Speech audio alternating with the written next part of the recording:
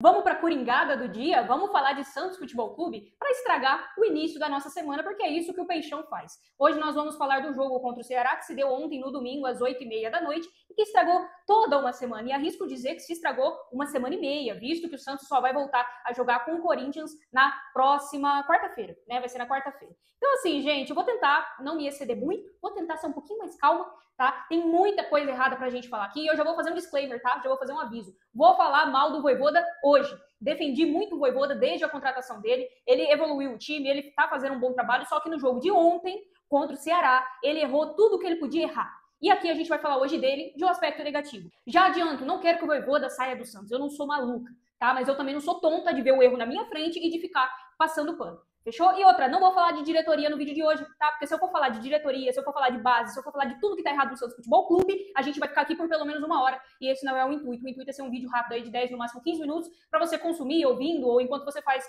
outra coisa. Fechou? Bom, vamos lá. Vamos falar do jogo de ontem. Eu sou a Clay, jornalista em informação, e nós vamos começar pela escalação, certo? Nós vamos começar pela escalação bizarra do Vojvoda. Bizarra porque ele repete erros que ele já tinha cometido no último jogo. Cara, nada justifica a manutenção do Escobar no time. Nada justifica. Eu já tinha falado aqui anteriormente. E sabe o que é engraçado, pessoal? Assim como vocês, eu também acompanho grandes influencers, se é que a gente pode chamar assim, grandes jornalistas que cobrem o Santos e canais de opinião que falam sobre o Santos. E tá todo mundo falando a mesma coisa. Por quê? Porque nos convém falar a mesma coisa? Não, mas é porque é o óbvio. E parece que quem tá de fora observa o óbvio, mas quem tá lá dentro é teimoso. Era óbvio que depois do último jogo, o Escobar não podia ser mantido como titular. O Escobar, tem gente dizendo que ele errou em 2 gols dos 3 de ontem. Para ser um pouquinho mais justa, eu vou dizer que ele errou só no segundo, porque no primeiro, para mim, erra mais o Alexis Duarte. Só que, de fato, não dá para você manter o Escobar em campo. E aí ele coloca o Souza só depois do 2-0. Só depois que, né, a merda já estava feita. Então, assim, esse, na minha opinião, é o primeiro erro do Vojvoda na escalação de ontem. Tá? Não dá para você manter o Escobar. Ah, mas o Escobar é homem de confiança dele. Ah, mas o Guilherme... A gente vai chegar no Guilherme, calma. O Guilherme é homem de confiança dele. Meu Deus do céu, se esses dois fossem tão bons assim para ele não teria abrido mão deles no Fortaleza. Escobar e Guilherme jogaram com o Vojvoda no Fortaleza e ele abriu mão desses 2 jogadores. Se ele abriu mão é porque os caras não eram essenciais, é porque os caras não eram tão bons assim. E se não eram bons para serem titulares e homens de confiança no Fortaleza, por que vão ser no Santos? Por que eles são intocáveis no Santos? Fala pra mim. Então, assim, não dá pra manter o Escobar no time titular. Já não dava depois do último jogo. Agora, depois do jogo de ontem contra o Ceará, é aí que não dá mesmo. Certo?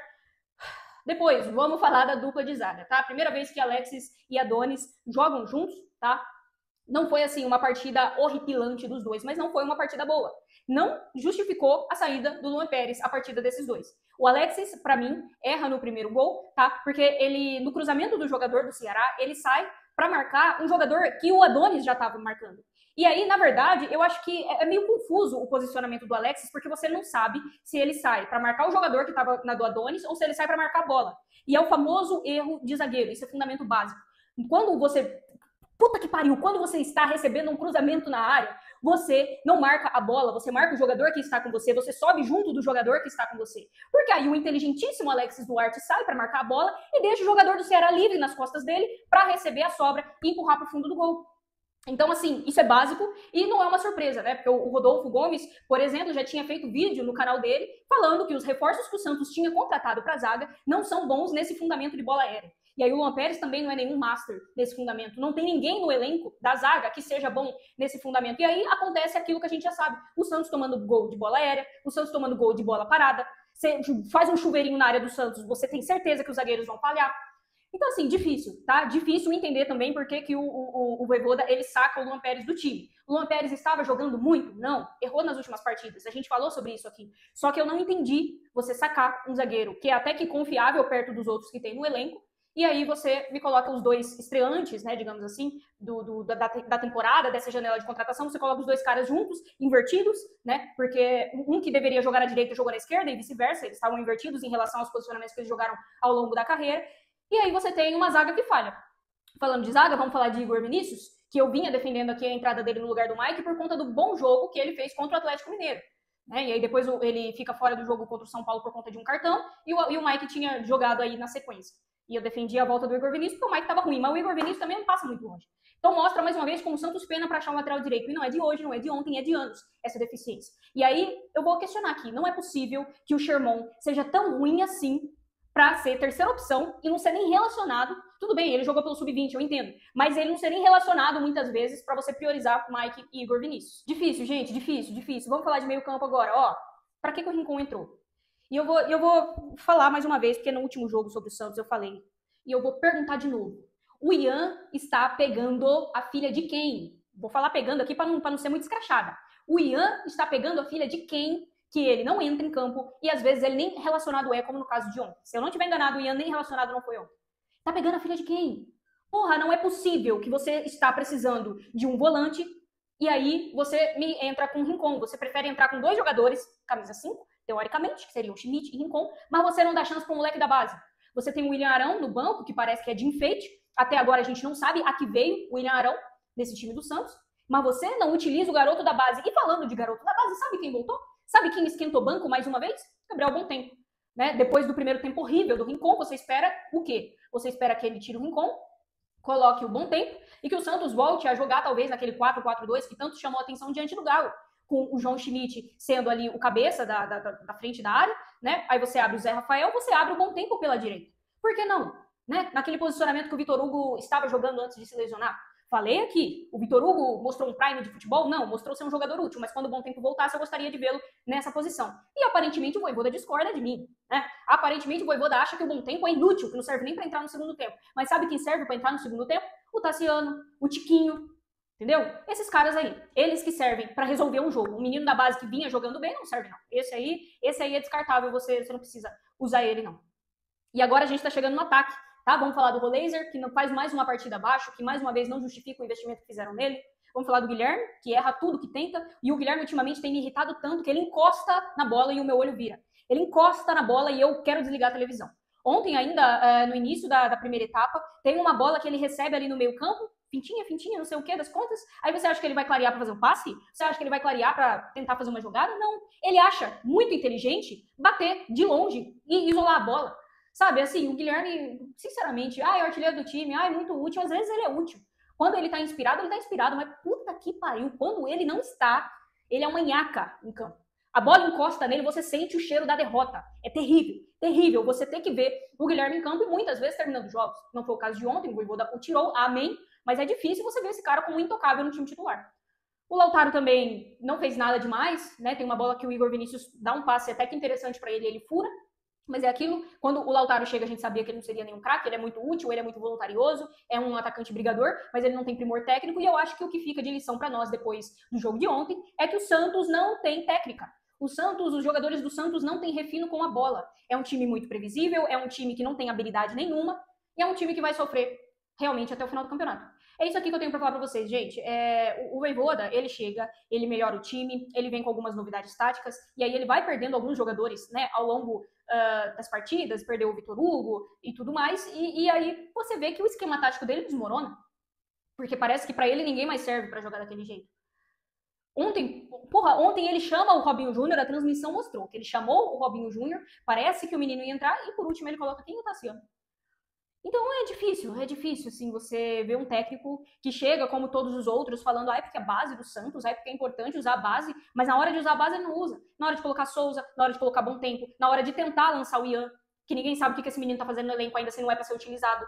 Até pedir pra sair, ele saiu, mas não liberaram ele, então querem ele lá pra quê, se você não vai utilizar? Se entra técnico e sai técnico e ele não é utilizado. Por quê? Ele tá pegando a filha de quem? Repito. O Robinho Júnior, ele só vai usar quando for conveniente a ele. Quando tiver 40 minutos dentro da Vila Belmiro, com a corda no pescoço, aí ele vai botar o menino. Clássico de treinador que queima o jogador da base. Isso é clássico. Não coloca em jogo, às vezes, que você tem uma certa segurança. Até porque, vamos falar a verdade, faz tempo que o Santos não joga um jogo que você olha assim e fala, dá pra botar a base aqui porque é um jogo tranquilo. O Santos não tem jogos tranquilos. O Santos não tem paz, mano. Os jogos que eram pra gente ganhar, ou pelo menos pra não fazer feio, pra empatar, dava pra ter empatado hoje contra o Ceará, se tivesse jogado minimamente bem. Esses jogos o Santos vai lá e faz vergonhas como essas.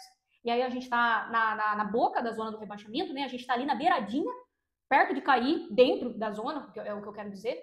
E se algum dos times lá de baixo, Fortaleza, Juventude, o Vitória, o Sport, se algum desses times olhar e falar, não, acho que eu vou querer ficar na Série A esse ano, acho que eu vou me esforçar aqui pra não cair. Se um deles, ou se 2 deles, pior ainda, pensar dessa forma e emplacar uma recuperação no campeonato, a gente tá fudido. Tamo fudido, rapaziada. Esse é o português claro. O Santos corre sérios riscos de cair novamente para a Série B no ano do seu acesso. tá? E é muito difícil falar isso, porque o Santos teria condições de se salvar. Se o Santos tivesse vencido, por exemplo, os jogos contra Bragantino e Grêmio, né, os dois últimos aí, contra o Bragantino toma empate, por falha da zaga. Né? Daria para ter vencido aquele jogo, jogou bola para vencer o jogo. Contra o Grêmio também, mais de 20 finalizações no gol e não conseguiu produzir o suficiente para vencer. Né? Teve que empatar no final, um desespero danado.